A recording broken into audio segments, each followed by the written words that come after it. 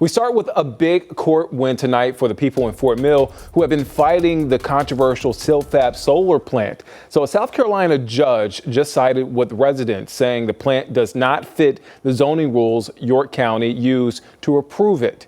You'll remember the facility shares a fence line with two Fort Mill schools that you see right there on your screen. So many residents have pushed back against the facility for months. WCNC Charlotte's Miles Harris joins us live in York County. So Miles, what comes next?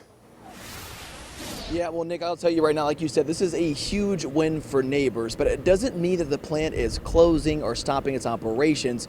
What it does mean is that a judge agreed that the county, they used the wrong zoning category to approve the project. And like you said, today a judge actually upheld a unanimous decision from the York County Zoning Board ruling that Silfab Solar cannot classify its Fort Mill plant as computer and electronic products manufacturing. Now, those fights started when a neighborhood and neighbors, they challenged the county's original interpretation, which led to later testimony about chemicals used at the plant, including hydrofluoric acid and selene, which can ignite spontaneously in air. Now, the judge also rejected Silfab's argument that an earlier zoning letter or a tax incentive gave the project that legal okay.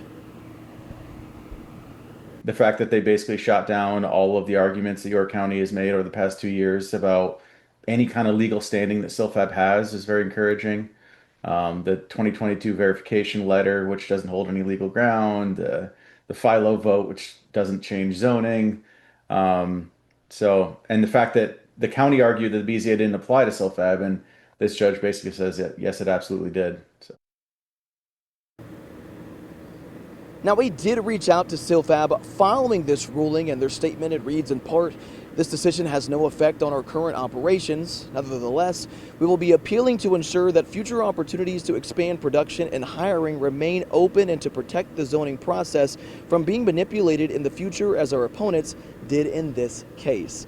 So if you're wondering, okay, what happens next? Well, we do know that for now the plant can continue to operate again while this legal fight continues. And we also know that the judge says that Silfab, they can actually ask the county to reinterpret their zoning rules, or they can actually seek a different zoning classification.